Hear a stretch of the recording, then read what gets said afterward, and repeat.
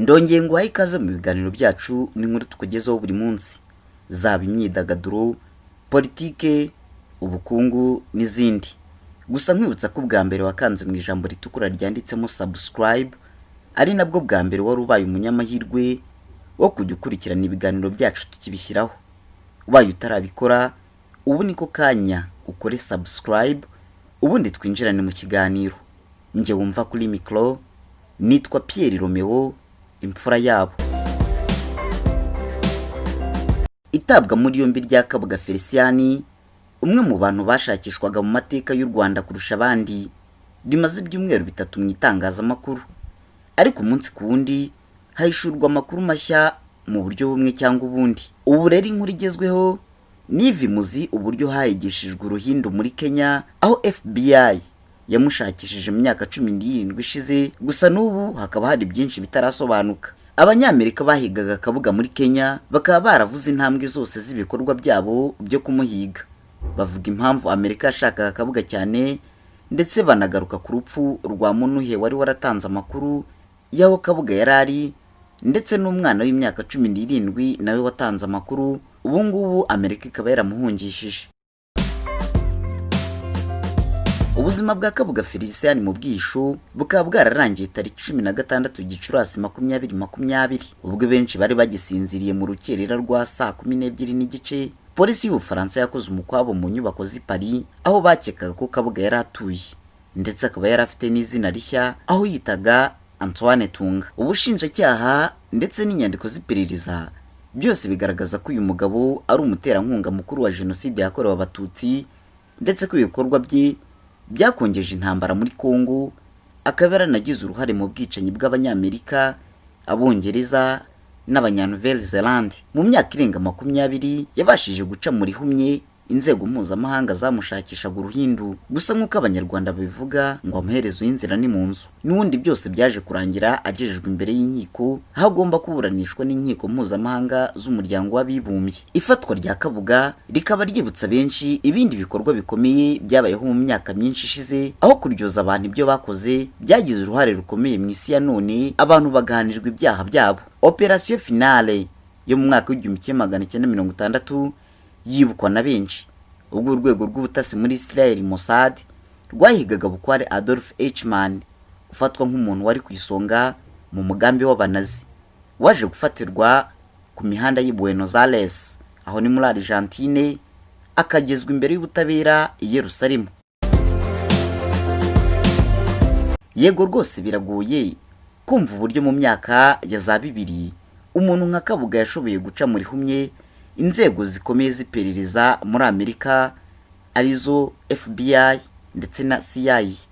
Uburyo inzego nk'izi zikomeye ku isi rwose zacyuye umunyu, ndetse n'igikorwa cyazo ntigitanga umusaruro. Ku nshuro ya mbere abagize uruhare muri iyi misiyo bagize icyo bavuga, bayishura amabanga akomeye y'uburyo umugabo ushinjwa ubwicanyi wakoraga nk'umucuruzi n'umugiraneza yabaciye mu myanya y'intoki. Iperereza ryakozwe na Vanity Fair niryo ryahishuye byose ku makuru y'uburyo Kabuga yanyuze muri humye abashinzwe umutekano muri Kenya. Dani ni izina ryahinduwe kubera impamvu z'umutekano. Yari umwe mu Banyakenya bahaga amakuru Abanyamerika. Yagize ati, twari dukwiriye kuba twarafashe uyu mugabo mu myaka 17 ishize. Yateye ubwoba abantu benshi, ndi umwe muri bo, ariko kuva yarafashwe singikebaguza. Reka rero turebe ubundi Amerika yinjiye ite mu mugambi wo guhiga Kabuga.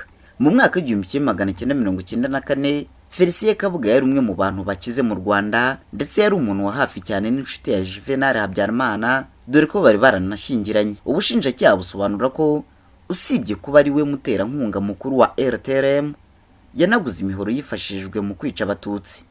Ibyaha bya Kabuga ntibyarangiranye na jenoside. Interahamwe zahungiye muri Kongo, hanyuma zibumbira mu mitwe ya gisirikare irimo ALIR, yaje guhinduka FDLR, wari unafite umutwe wa politiki witwa PALIR. Burya ngo Kabuga yari ku ruhande aho ashyigikira ibikorwa byayo, ndetse atera inkunga mu buryo bw'amafaranga abarwanyi bashakaga kugaruka mu Rwanda ngo basoze umugambi wabo. Ibikorwa byabo byakuriye amakimbirane akomeye mu karere, haba mu burasirazuba bwa Kongo, aho intambara yasize benshi heruheru. Kuwa kabiri Werurwe 1999 abambari ba Kabuga bakoze ikosa rikomeye batega abakerarugendo muri pariki ya Bwindi muri Uganda, baje kubashimuta babakorera iyicarubozo ndetse bica Abongereza 4, Abanyamerika 2 n'Abanya-Nouvelle-Zélande 2. Bamwe bari bamaze no gufatwa ku ngufu mbere yuko bicwa. Iki gikorwa cyatumye Amerika irakara bitabaho, ivuga ko Alil Parir ari umutwe w'iterabwoba ndetse nyuma ishyiraho miliyoni 5 z'amadolari ku muntu wese uzatanga amakuru ya Kabuga kuko ari we wari umuterankunga mukuru wawo. Umuntu wateye intambwe yari Ambassadeur Pierre Richard Prosper wari ufite mu nshingano ze ibijyanye no kurwanya ibyaha by'intambara ku butegetsi bwa George W. Bush. Nyuma y'ifatwa rya Kabuga, Pierre Richard Prosper nawe yagarutse kuri ibyo bihe, aho yavuze ko nyuma y'iki gikorwa cy'ubwicanyi Kabuga yakomeje gushyigikira ibikorwa by'ubwicanyi no kuba ikibazo gikomeye ku mahoro n'umutekano. Pierre Richard Prosper ufite inkomoko ku mwirabura wo muri Haiti yatangiye urugendo rwe nk'umushinjacyaha i Los Angeles, aho yakurikiranaga ibyaha by'ubugizi bwa nabi. Mu mwaka w'1996 yoherejwe muri Afurika kugira ngo afashe mu rukiko mpuzamahanga mpanabyaha rwashyiriweho u Rwanda rwakoreraga Arusha. Yoherejwe kugira ngo abe umushinjacyaha ndetse yanaburanye neza mu rubanza rwa Jean Paul Akayezu rwanabaye urwa mbere ruburanishijwe mu byaha bya jenoside. Prosper yagize uruhare rukomeye mu kumvisha urukiko ko gufata ku ngufu bikwiye kwemezwa nk'igikorwa cya jenoside n'icyaha kibasira ikiremwa muntu. Muri icyo gihe George W. Bush yamuhaga inshingano nka ambasaderi ku bibazo bifitanye isano n'ibyaha by'intambara. Mu kwibuka uko byari bimeze icyo gihe agira ati, buri wese yari ari mu mirimo neza, akanama gashinzwe umutekano, FBI, CIA, kandi twari dushyigikiwe guhera kuri Perezida Bush, Condoleezza Rice wari umunyamabanga wa leta ushinzwe ububanyi n'amahanga, na Colin Powell. Twakoze gahunda igaragaza uburyo bwo gukurikirana abakekwaho jenoside, kandi Kabuga yari umuntu wa mbere dushaka. Kumushaka byari kimwe, ariko kumugeraho byari ibindi, ari nacyo cyari ihurizo rikomeye. Inzego z'iperereza za Amerika hamwe n'abashinzwe iperereza muri ICTR batangiye gushakisha Kabuga mu Bubiligi, muri Kongo, mu Bwongereza, mu Bufaransa, mu Burundi, muri Kenya, Madagascar na Seychelles. Kubera uburemere bw'uburyo Amerika yamushakaga, ibiro bya Perezida White House byohereje Jendai Fraser wari umujyanama wihariye wa Perezida ndetse n'umuyobozi w'ibikorwa bireba Afurika mu kanama k'umutekano kugira ngo aherekeze Prosper muri Afurika. Aba bagabo bokeje igitutu abayobozi ba Afurika kugira ngo batange Kabuga n'abandi bakekwaho uruhare muri jenoside, ndetse bajya no ku mugaragaro batangaza ko Amerika ishyize igihembo cya miliyoni 5 z'amadolari ku muntu uzatanga amakuru azaganisha ku gufata Kabuga, ndetse banamamaza mu itangazamakuru ritandukanye iyo gahunda ku buryo imenyekana. Dore rero uko Abanyamerika batangiye ibikorwa byo gushaka Kabuga muri Kenya. F. Scott Gallo wari intumwa yihariye y'urwego rushinzwe umutekano muri Amerika yageze muri Kenya muri Nzeri mu mwaka wa 2002, aho yagombaga gukora nk'ushinzwe ibikorwa by'umutekano mu karere. Ambasade ya Amerika muri Kenya yari yoherejwemo hari hashize imyaka 4 igabwe y'igitero na Al-Qaeda cyaguyemo abantu 213. Byatumye kugeza icyo gihe abadiplomate ba Amerika n'abashinzwe ubutasi bakorera hanze yayo igihe kinini, ndetse Garo n'umugore we ntibari bakinjiye mu buzima neza ubwo yahamagarwaga ngo ajye guhura n'umukoresha we mushya John Carson. Carson yabaye ambasaderi wa Leta Zunze Ubumwe za Amerika muri Kenya ku ngoma ya Clinton ndetse n'iya George W. Bush. Yagize ati, nka ambasade twari turi mu bikorwa byo gushaka kumenya mu buryo bwihuse abantu bakekwaho ibyaha by'intambara. Umwe mu bari ku isonga yari Felicien Kabuga. Byakekwaga ko agenda muri Afurika y'Uburasirazuba, by'umwihariko i Nairobi. Carson avuga ko ku nshuro nyinshi yagejeje iki kibazo ku bayobozi ba Kenya barimo na Perezida Daniel Arap Moi. Ati, namuhaye amakuru menshi amugaragariza ko nzi neza ibyo mvuga. Moi agatsimbarara avuga ko Kabuga atari muri Kenya, ko badashobora kumuhishira. Kuri Amerika Kabuga ntiyari cyo kibazo cyonyine, ahubwo Amerika yari ihangayikishijwe no kubona Moi amaze imyaka 24 ku butegetsi, ndetse Carson ni umwe mu bayobozi bakuru ba Amerika bakoze ibikorwa byo kumwumvisha ko akwiriye kuva ku butegetsi. byageze naho bategura urugendo rwo kugira ngo azajye muri Amerika asure White House kugira ngo ajye mu isomero ryayo ku buryo byamufasha kubona amateka nawe agatangira gutekereza uburyo yakwandika amateka ye mashya. Umunsi umwe muri Nzeri uwo mwaka, Galo yibuka ko Carson yarashishikajwe n'amakuru ambasade yari yabonye y'umuntu wavuga ko azi neza aho Kabuga aherereye n'uruhare rwa guverinoma ya Kenya mu kumuhisha. Inshingano zahise zijya mu biganza bya Galo kwishyirwaho rya gahunda igamije guhemba umuntu wazatanga amakuru yaganisha ku itabwa muri yombi rya Kabuga. Yahise yihutira gutegura inama n'uwo muntu wari watanze amakuru. Uwo muntu yari William Munuhi, wari ufite imyaka 27 y'amavuko icyo gihe, akora akazi k'itangazamakuru ariko afite ibindi bikorwa bimwinjiriza ku ruhande. Yakoreraga umunyepolitiki Zakayo Sherio wari ushinzwe ibijyanye n'umutekano w'imbere mu gihugu ku bwa Moi. Galo yagize ati, Munuhe yari umuntu wishimye kandi w'umunyabwenge. Zakayo Sherio niwe wari ufite mu nshingano polisi ndetse n'inzego z'ubutasi. Ntabwo yari umuntu upfa kumenyerwa, ariko Munuhe yari yashituwe n'igihembo cya $5,000,000 z'amadolari. Hanyuma rero yicarana na Galo amaso ku maso mu mujyi w'i Nairobi amubwira ibijyanye na Kabuga byose. Munuhe yayishuye ko Sherio yamujyanye we n'abandi bashinzwe umutekano, ariko bari bambaye imyenda isanzwe mu bikorwa byo kwimura Kabuga mu nzu ye yabagamo i Nairobi agashyirwa mu yindi. Galo ngo yumvaga ari inkuru idasanzwe y'uburyo umunyamakuru n'umuntu w'umunyabyaha ruharwa basangiriye ku meza imwe bari kureba televiziyo. Galo yakomeje agira ati, ndi kwibuka iyi nkuru, ntabwo mfite amakuru ahagije, ndi kugenzura ibimenyetso akora, ndi kumureba mu maso ndetse n'ibiganza. Afite ubushake bwo gusubiza yewe n'ibibazo bigoye. Hanyuma numvise avuzemo izina Sherio. Ngo undi muntu wavuze aho Kabuga aherereye yari umunyeshuri w'imyaka 17. Mu kanya gato Galo yahawe uburenganzira na Ambasaderi Carson bwo guhamagara FBI i Washington abasaba kohereza imashini yifashishwa kugenzura ibyo umuntu avuga niba ari ukuri, kugira ngo arebe neza ibyo Munuhe yavuze. Mu gihe ambasade yari iri muri gahunda zo kurangiza kugenzura ibyavuzwe na Munuhe, hahise haza undi muntu utanga amakuru. Dani yari umunyeshuri w'imyaka 17. Umunsi umwe yari ari kugendagenda mu gace ka Livington, hanyuma imodoka nyinshi zari zirinzwe zimunyuraho zinjira mu nzu yibuka neza. Yabonye umugabo wambaye amadarubindi n'ishati y'amabara agenda hagati y'imodoka ebyiri za guverinoma. Yabonye isura yizi ariko ntiyamenya neza amazina ye. Abashinzwe umutekano bahise bamwegera bamwaka ikarita y'ishuri, hanyuma bamubaza icyo ari gukora aho ngaho. Bamusabye kumushyira mu modoka kugira ngo bamusubize ku ishuri. Dan asubizanya ikinyabupfura arabyanga.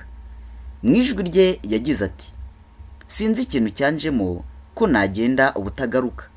Icyo gihe nafashe mu mutwe plaque zose z'izo modoka ndetse na aderesi z'uwo muhanda. Dan wari urajwe ishinga no gukurikirana neza amasomo ye, ntabwo yigeze atekereza kuri iyo sanganya cyane. Ni mu gihe kuri we abifata nko kurokoka, kuko abo bashinzwe umutekano batwaye ibyangombwa bye, banamuburiye ko bazi neza aho bashobora kumusanga igihe cyose bamushakira. Hashize iminsi Dan yaje kubona mu kinyamakuru itangazo ryatanzwe na Prosper na bagenzi be rivuga ku muntu ushakishwa ku ruhare rwa jenoside. Uwo musore yatangiye guhuza iyo foto yabonye n'umugabo uri mu kigero cy'imyaka 60 yabonye. Umutima we watangiye gutera, niko kwirukira muri cyber cafe yandikira email yari yarabonye umuntu yatangaho amakuru. Yagize ati, nari mfite imyaka 17, natekerezaga ko ndi gukora ikintu cyiza, natekerezaga ko ntomboye, ntabwo natekerezaga ko nishyize hagati y'ibibazo mpuzamahanga. Ku rundi ruhande, Ambasaderi Prosper i Washington nawe ntiyararyamye.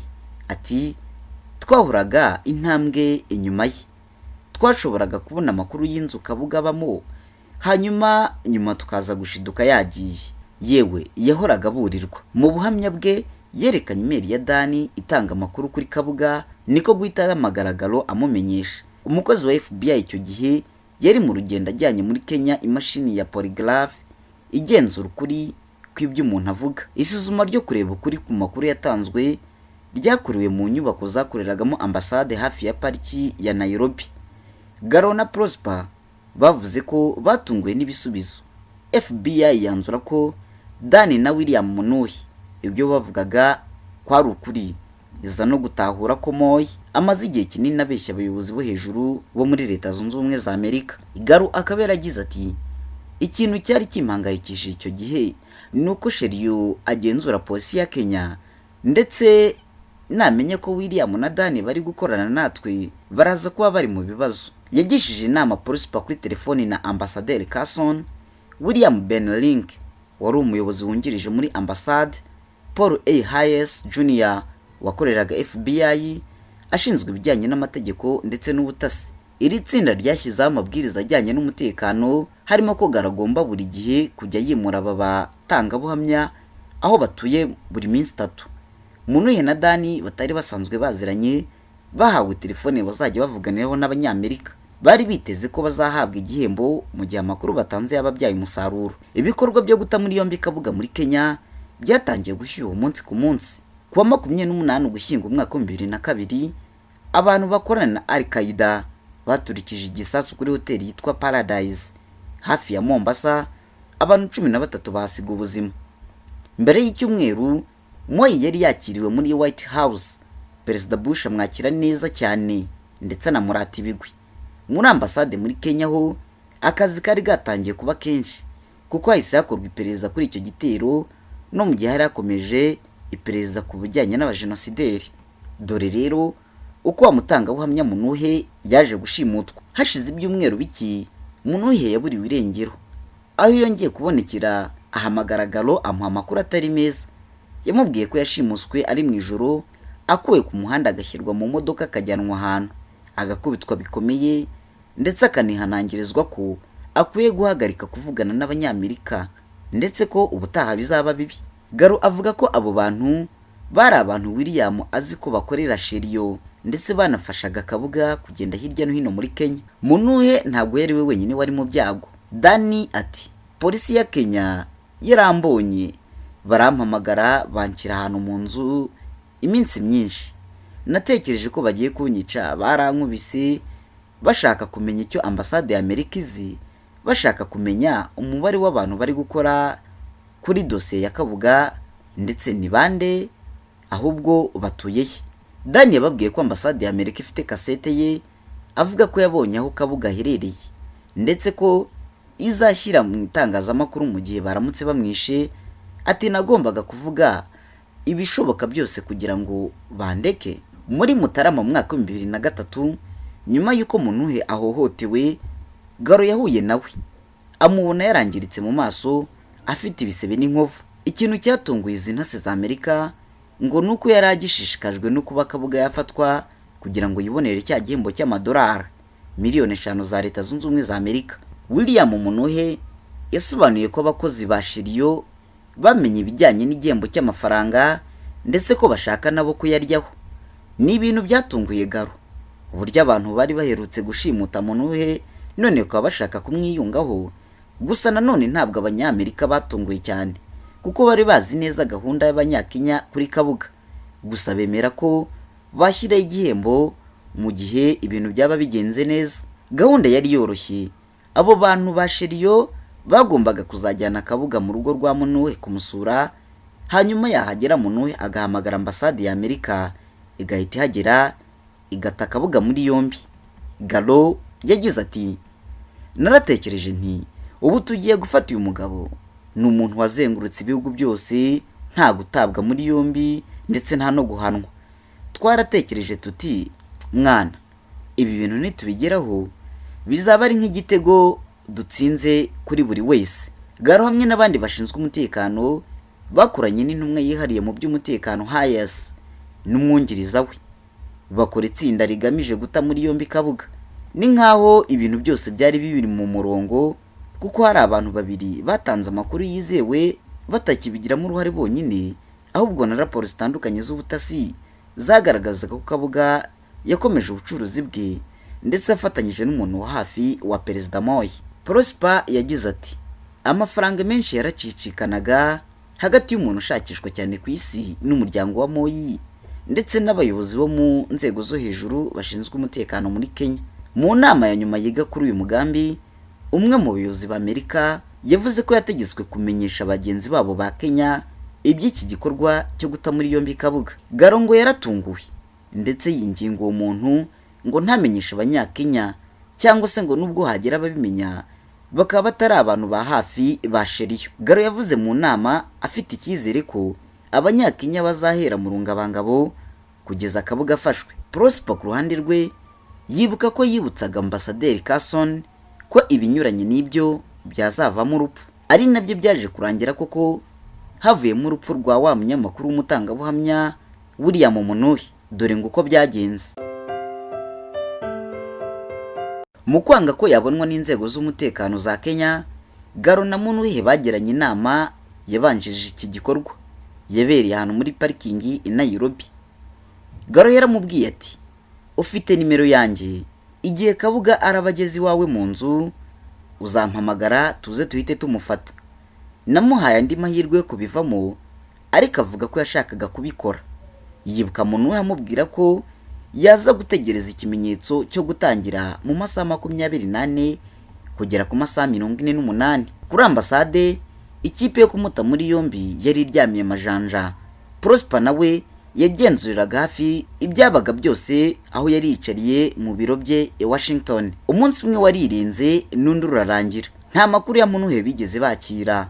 Mu gitondo cyakurikiyeho ku itariki 17 Mutarama, ubwoba bwarazamutse, maze Garo washakaga ko ibintu bikomeza kubibanga yerekeje mu rugo rwa Munuhi wenyine. Ati, mbona imodoka ye hanze ku ruhande rw'imbere, ngenda nerekeza mu muryango nsanga urugi rurafunze, nta gisubizo. Ngerageza kureba mu idirishya, nabyo ntibyagira icyo bitanga, ntangira kugira icyo nkeka. Garo yahamagaye umunyakenya wakoraga muri ambasade amusaba kohereza abapolisi. Bamaze kuhagera, Garo mu buryo buteruye yarababwiye ati, murabona hari umuntu nkorana nawe mu buryo bwa hafi, mpangayikishijwe n'ubuzima bwe. Umwe mu banyakenya arurira yinjira anyuze ku ruhande rwa etaje ya kabiri, ubundi aramanuka aza gufungura umuryango w'imbere. Uruganiriro rusandaguje amafoto ya Munuhi n'umuryango we n'inshuti yaratondetse ku meza. Ati, tujye hejuru mbona William ku buriri bwe aryamye agaramye, umuvu w'amaraso wari wahinguranyije matora ugera hasi, uratemba kugera mu muryango w'icyumba cye. Garo yitegereje inguma ziri muri nyiramivumbi ya Munuhi no kwishushanya kw'imigozi ku maboko n'inkokora ze nk'ikimenyetso kigaragaza ko yari yaboshywe ku gahato. Gusa polisi yari iherekeje Garo yitwaje indobo z'amakara zari ziri aho hafi, yanzura ko yapfuye azize uburozi bwa carbon monoxide. Mbere yuko polisi itwara umurambo, umukozi wa FBI yarahageze anafotora aho byabereye. Ubwo Prosper yamenyaga urupfu rwa Munuhi, yagerageje guhumuriza Garo. Ati, nk'uwahoze ari umushinjacyaha, ndabizi uko kubura uwaguhaga amakuru bimera. Ntibari bafite umwanya wo kwibaza cyane, gusa bahamyaga ko abantu ba Sheriyo aribo baba bari inyuma y'ubu bwicanyi. Ako kanya abanyamerika bihutiye gukora Dan mu gihugu igitaraganya. Garo yashakaga ko FBI ikora isuzuma ry'umurambo wa Munuhi muri Kenya cyangwa muri Amerika, ariko abanyakenya bahari. Gusa ubu busabe bwose bwaje guteshwa agaciro. Abanyakenya babwiye Garo ko ambasade ishobora kugira abayihagarariye aho, ariko ubwo abayobozi ba Amerika bahageraga ku gihe cyari cyateganyijwe, abaganga bakora isuzuma bari bamaze gufungura umutwe wa Munuhi. Garo yagize ati, byageze naho uwasuzumaga yageze mu mutwe imbere akuramo igice cy'igufa ry'umutwe, ariko agerageza kujya impaka ko yari imvune ya kera, mu gihe hari ibizinga by'amaraso ku bwonko, kandi byagaragaraga neza ko ashobora kuba yarakubiswe ikintu ku mutwe. Abanyakenya bakomeje kuvuga ko ari ukwiyahura, kandi uko niko byaje kurangira. Prosper na Garo barakariye bikomeye cyane inzego z'umutekano za Kenya kubw'ibyo, kuko byagaragaraga neza ko arizo ziri inyuma y'urupfu rwa William Munuhi, aho bashimangiraga ko hari umunyamerika waba waratanze amakuru ku banyakenya. Ibi gusa ngo byo kuba hari umunyamerika waba waratanze amakuru, uyu Carson ntigeze yemeranya nabyo. Yagize ati, ntabwo ntekereza ko hari amakuru yaba yarahawe abanyakenya. twari twaritwararitse cyane ku byo kubasangiza aya makuru kuko hari abanyakenya bari bari ku ruhande ndetse bafasha Kabuga. Icyo gihe Kabuga yarabuze, hanyuma abanyamerika bashaka uburyo bwo kurinda Dani, bamushakiye icyumba muri hoteli bamurindiramo, nyuma abwirwa ko agiye kuvanwa mu gihugu. Yashyizwe mu modoka itamenwa n'amasasu, hanyuma baramujyana. Dani yagize ati, twahagaze ku nzu ya Galo kugira ngo abe yamuhobera ansezera. Yambwiye ko yagerageje ibishoboka byose ariko ntacyo yari agishoboye cyo gukora ku buryo naguma muri Kenya ntekanye. Ibigoryi byari bunyice. Ku kibuga cy'indege yari acungiye umutekano kugeza yinjiye mu ndege, yageze muri Leta Zunze Ubumwe za Amerika. Nyuma akomeza amasomo ye, ubu yararangije ndetse afite n'akazi. Mu mwaka wa 2008 yabaye umuturage wa Leta Zunze Ubumwe za Amerika wemeye n'amategeko. Hashize imyaka 3 Kabuga acitse muri Kenya, umuyobozi wa polisi ya Kenya yategetse ko habaye ikipe ishinzwe guperereza igihamya niba Kabuga yaba yarigeze aba muri iki gihugu ndetse n'uwabaga yaramukingiraga ikibaba.